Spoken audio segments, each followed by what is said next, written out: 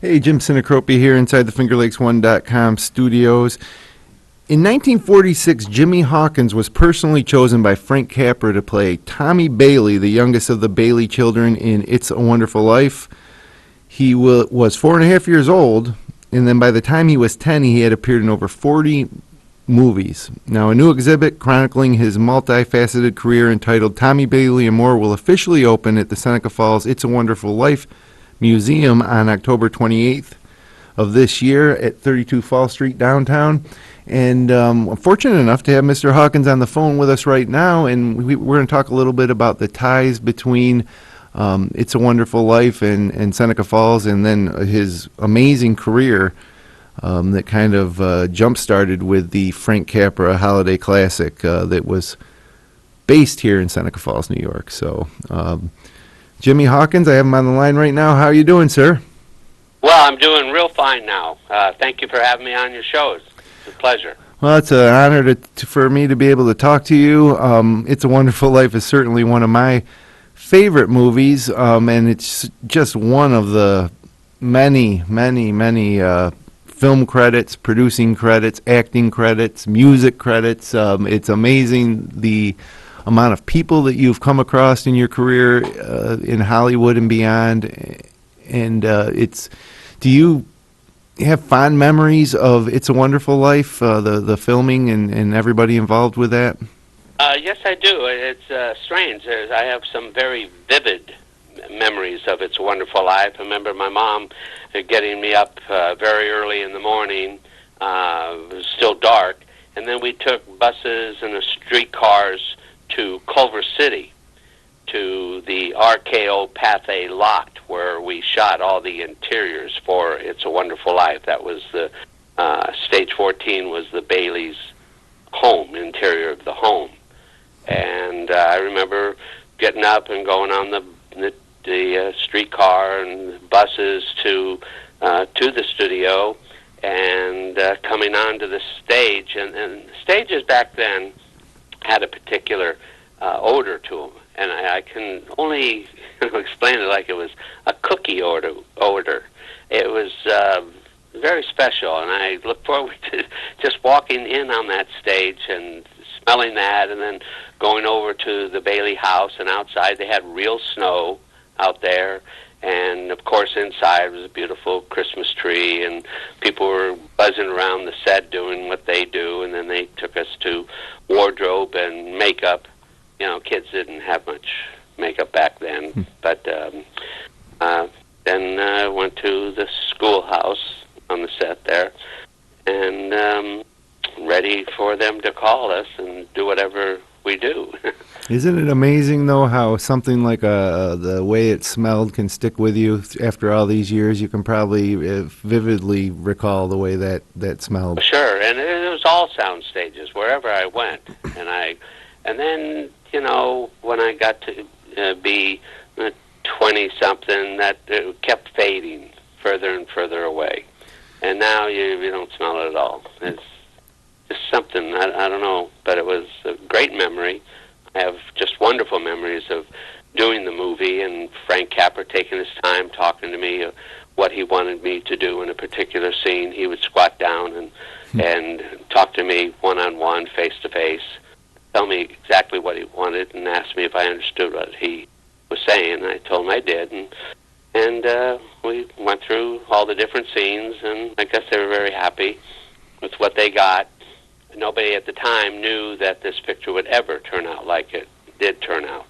Sure, and it was several years after the film was released, and it was nominated for an Academy Award, but it didn't really receive cult status and iconic status until decades after it was filmed. Until the middle 70s, when somebody at the studio forgot to pick up the copyright, and it fell into public domain, and that meant that stations all over the country could show it for free, and they took advantage of that. Sure, absolutely. So I just grew from there. It became a cult classic, and then people were sitting around having trivia games about the movie, and just kept getting bigger and bigger and bigger.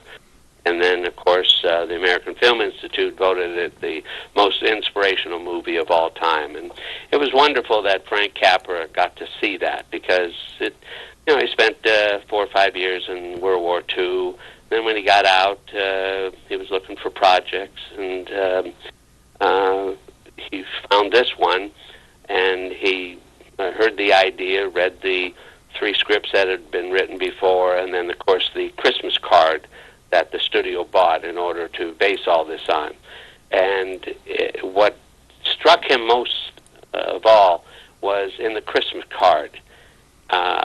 He said it was the greatest idea I'd ever heard. A man gets to see what life would have been like if he had never been born. And that's what he took from the Christmas card. And then he hired writers, Francis Goodrich and Albert Hackett, to do the screenplay, and it grew from there.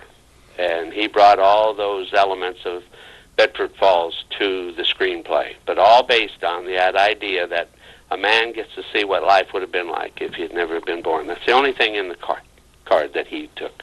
Well, I'll tell you, I was probably 8 or 9 years old, and my mother was wrapping Christmas presents, and she had the beginning of the movie on, and she didn't ask me to watch. I was just kind of sitting there, and I was drawn in by the film, and I had no idea, the premise or the plot. I was just 8 or 9 years old. Wow. But I couldn't take my eyes off it. At the end of the movie, it was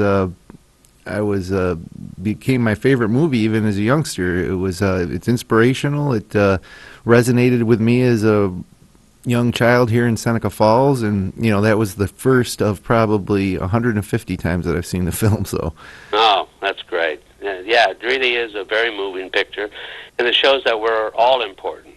And right. The theme of the movie is that each man's life touches so many others. If they weren't around, it would leave an awful hole. Mm-hmm. And people see that in the movie and feel that maybe they've done something in their life that's important that they didn't even know about.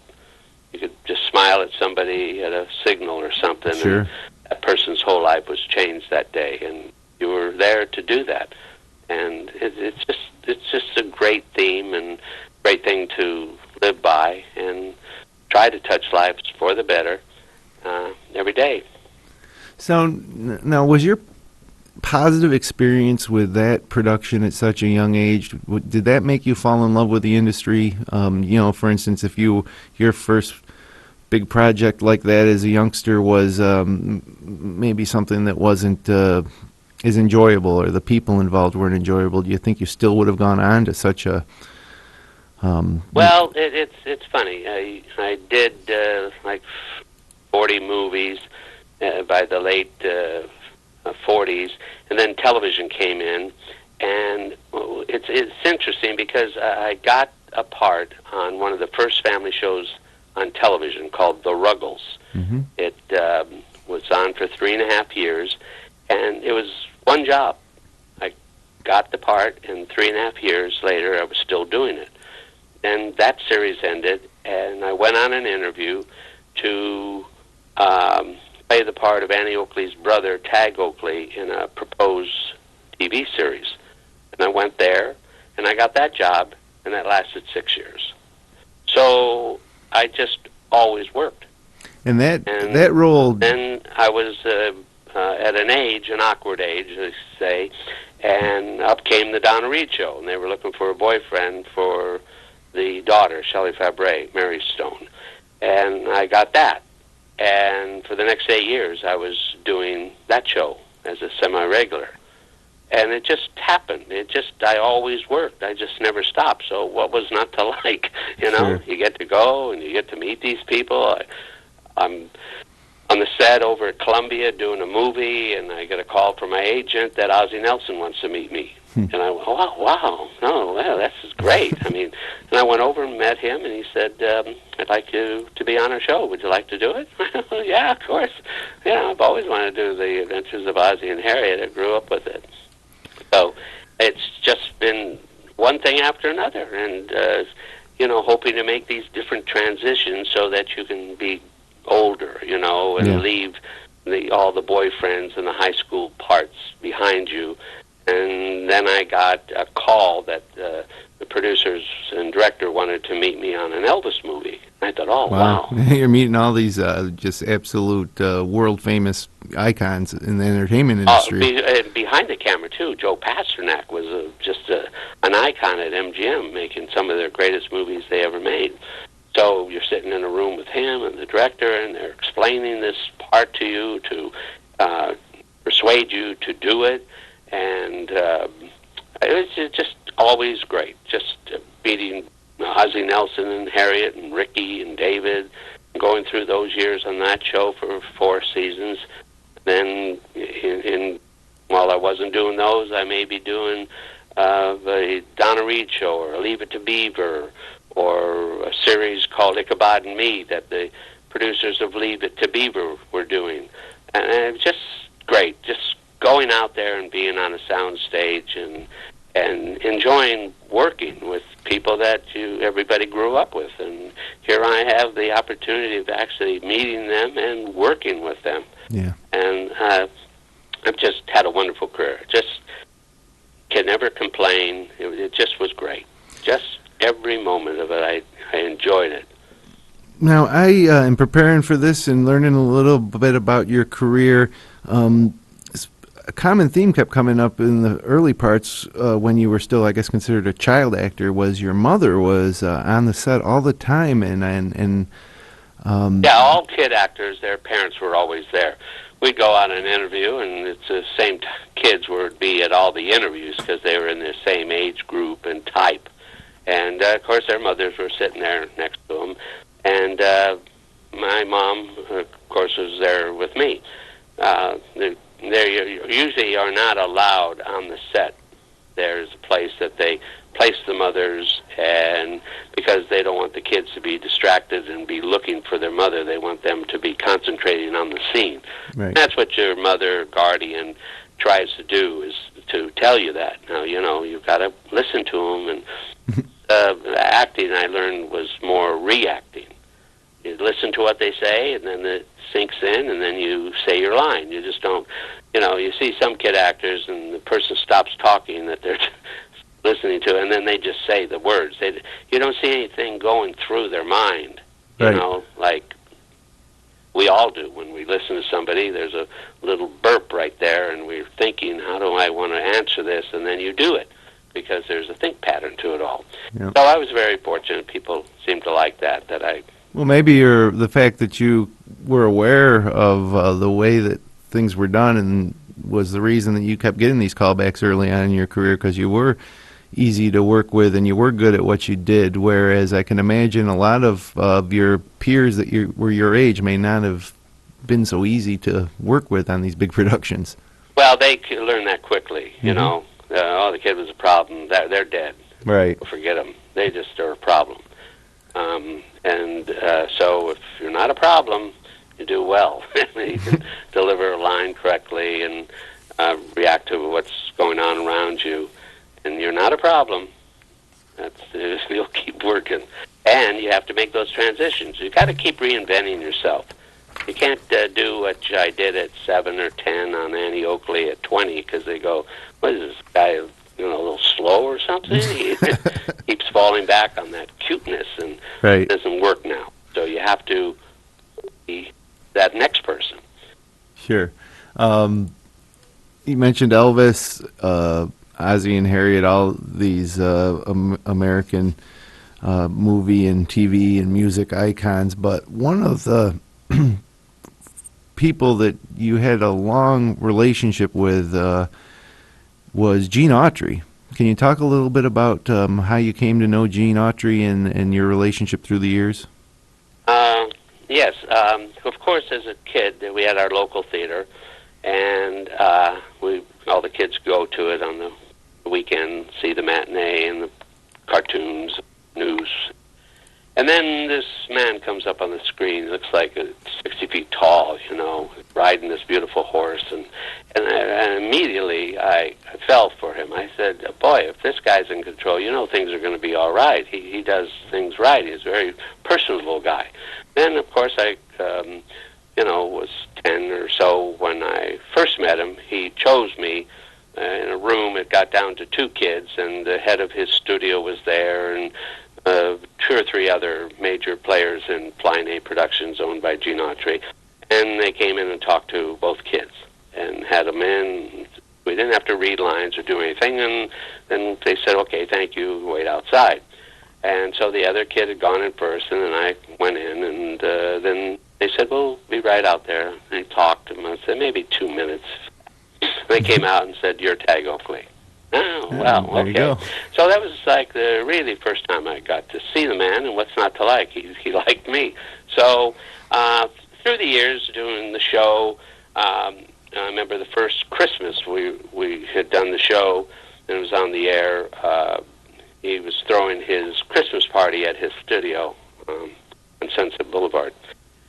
And he came up to me, he said, the Maskers are throwing a big Christmas party up the street about 2-3 blocks from here. I was wondering if you would go with me to the party. I'm sure all the kids at the party would love to meet Tag Oakley. Oh, sure. You know, I'm like 11 years old. Yeah, well, great. So he and I went out and got in the car. Of course, he went and asked my mom, is it okay if Jimmy goes with me? And, oh, yeah, sure. So we drive up to the Masker Clubs, about 5 minutes from his studio, go in there, and we make our way backstage. And so he says, well, they're going to invite me out and introduce me, and then I'm going to say a few words to the kids and everything, and then I'm going to surprise them and bring you out. And they'd like to meet Tag Oakley. He says, okay? I said, oh, yes, sir. So call me Gene. I said, oh, okay, sir. He was never, he's always Mr. Autry. Sure. He was a very nice man. He didn't demand to be called Mr. Autry, but he's your boss, and he's just a very, very nice man with a great sense of humor. And, you could see this guy, we were on tour for like 10 weeks at a time, going to state and county fairs all over the United States. And we fly in his private plane, and you get to know somebody very well sitting across from him. I mean, he'd move his self over a little, and he'd say, here, put your boots up here, and put your feet up and stretch out. Oh, okay. So, and he did the same to me. So, like I said, he was a very generous man. He was good at his word. He just did this with like it's second nature. I mean, of course, he'd been doing it since the 30s. This was late 50s. We were going out. And he knew that I had a certain audience of kids, and then he had the older ones.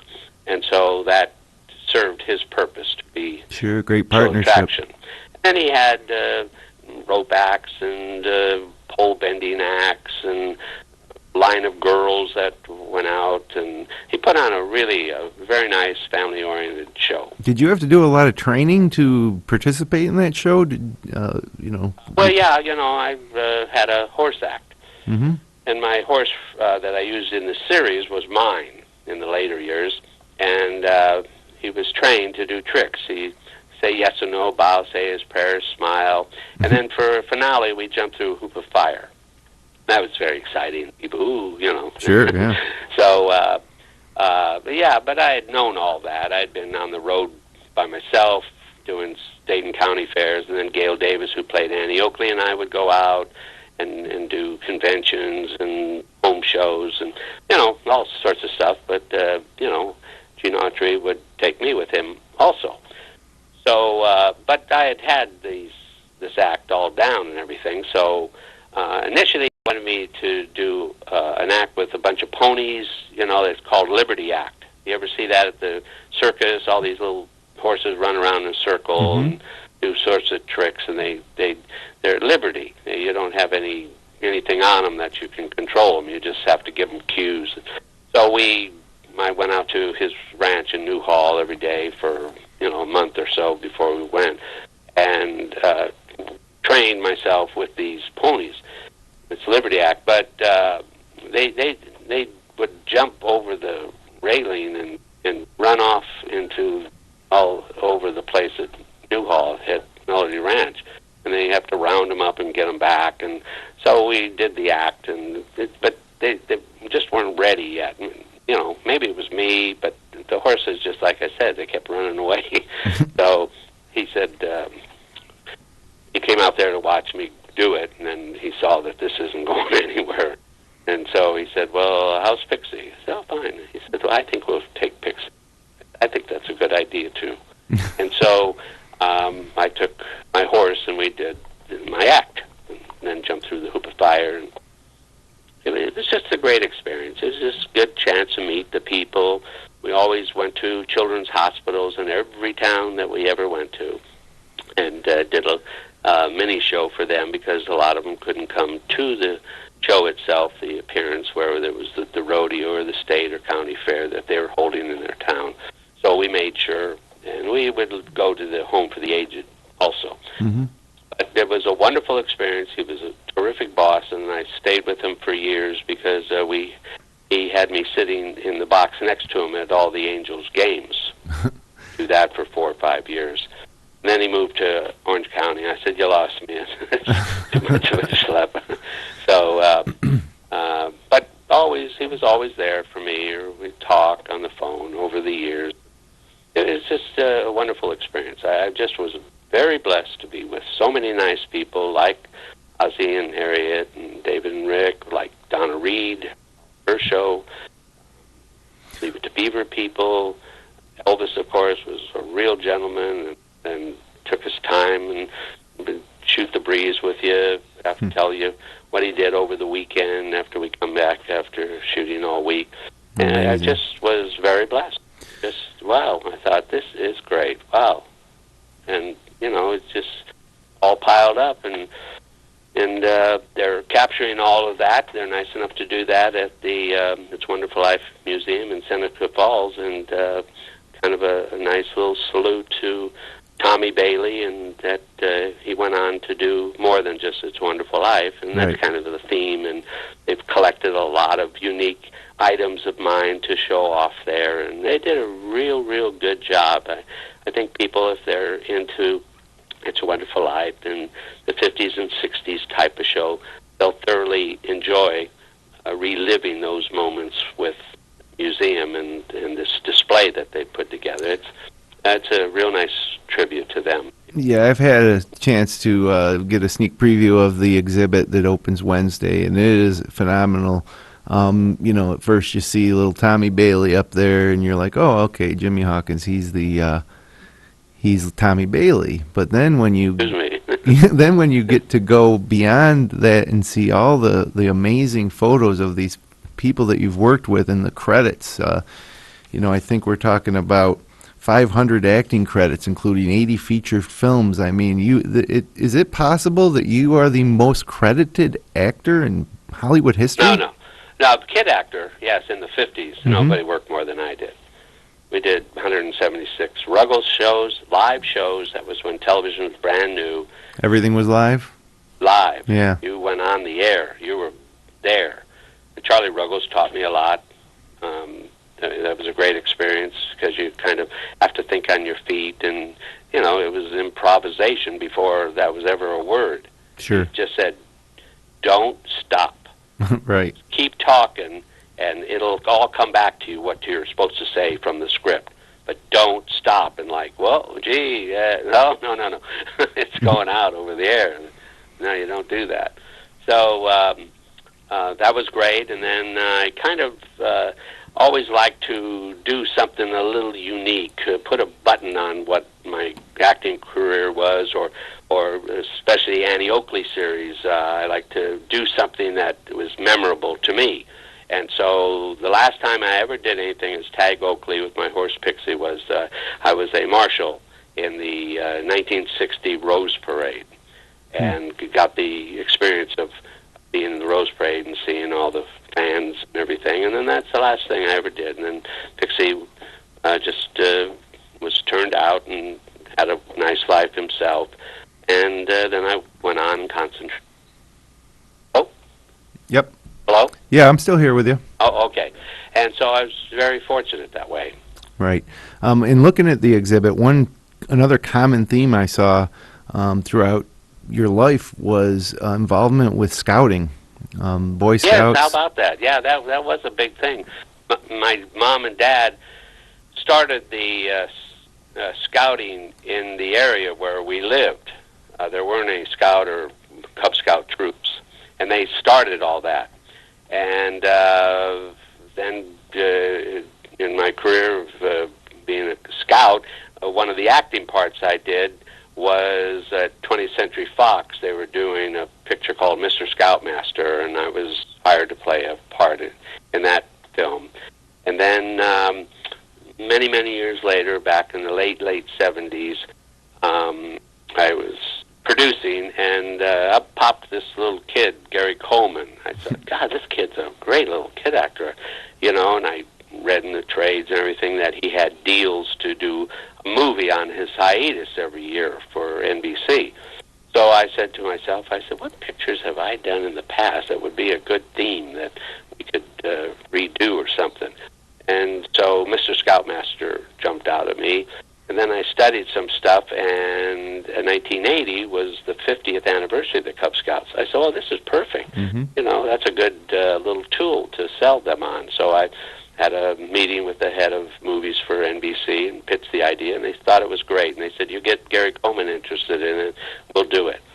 So I had a meeting with Gary Coleman's people, told them the story, and they were on board. And, from beginning to end, it was 10 months, and it was on the air. So that was the theme of the Cub Scouts, of course, celebrating their 50th anniversary. And then a few years ago, I learned that it was the 100th anniversary of the Girl Scouts. Oh. Hallmark Films did those type of women stories. So I came up with a story, and we sold it to the Hallmark people. And then I think it was the 2012-13 season, it aired. It was called Smart Cookies. And it was the same type of story that Scouts Honor was, and Mr. Scoutmaster, kind of that theme. But it had that 100th anniversary to it. And, of course, the girls sold more Girl Scout cookies than any troop in the United States. And so they got to ride on the float. And there was a float actually in celebrating the 100th anniversary of the Scouts in the Rose Parade. And so we recreated that scene, and it looked like our stars were on that float. And that was the end of the picture. So, yes, I've been very fortunate. Scouting was good to me. Scouting was good to me professionally also, with being able to make movies. But they're Americana. They're something that says who and what America's about. And that's why I like the theme of the Scouts and did those movies and gravitated to do those movies. But something that was great when I say, like when I finished Annie Oakley, I did the Rose Parade, and when I finished acting altogether, I took a troupe and was asked by the USO to tour Vietnam and do something to meet all the troops. So I put together a little show, about 45 minutes, a couple gals, because that's all they wanted to see. So you got to give the guys what they want, good-looking girls. And I took one of the beach blanket bingo girls and then a playmate over there, and we did this show for 20-some-odd days and met all the troops and got to what I think is drop into a war and see what's happening and visit the troops and see what they're doing out in the field. When we did these shows, we were just out in the middle of nowhere, and that was a wonderful experience. I mean, it just great. I mean, I just done things that I only dream of, and I was there doing it, and I feel very blessed. Well, we talked about It's a Wonderful Life. You really have had a wonderful life yourself. It's amazing talking to you. And I think anyone who's in Seneca Falls for the upcoming It's a Wonderful Life Festival, when they stop into the museum, are really going to be taken back by the exhibit featuring all the things that you've done in your career. So I appreciate you taking the time out to talk to me. And well, it's my pleasure to have been on your show. Thank you for letting the people know that this exhibit's at the It's a Wonderful Life Museum in Seneca Falls, because it'd be a nice little thing. It's just not just my stuff. It's all the different things that meant so much to It's a Wonderful Life through the years and the different people that have been involved. Of course, Carolyn Grimes and Carol Coombs, who played my sisters in the film. They go back there every year, and people are extremely lucky to meet them. They're real nice people, and they're very generous with their time to meet all the people and take the time to talk with them. And Capra chose some very nice people that really are nice people. Yeah, and the fact that The kids. that you should see the people that come to the museum from all across the world, the country and the world, that visit Seneca Falls because of the movie, and they're coming to the museum. And when you see that over, and we're talking year after year after year, that particular movie has just had such an impact on so many people's lives, and you can really see it living here in Seneca Falls when you see so many people come from far and wide to experience it, just to get a little taste of it. Have that place to go to, and they've done a great job. Like I said, it's just not my little exhibit; it's the whole history of the movie. Sure. It was quite a thrill to be a part of it, and a lot of stories. Written 4 or 5 books on it. Mm-hmm. It's just been a great experience. Thank you very, very much. Well, maybe we can get together again and tell some more of those stories, but for now, we've been at it for about a half an hour, and I've really enjoyed our time together. And again, anybody carrying on the name of It's Wonderful Life by doing shows like this, so you're part of the family now. Hey, I like it. I like that. Well, Mr. Hawkins, thanks so much. We appreciate you taking the time, and we'll catch up again soon. I hope so, and I hope everybody has a real nice holiday, Thanksgiving, and a real special Christmas. All righty. That was Jimmy Hawkins. And from FingerLakes1.com studios in Seneca Falls, I'm Jim Sinacropi. Have a great day.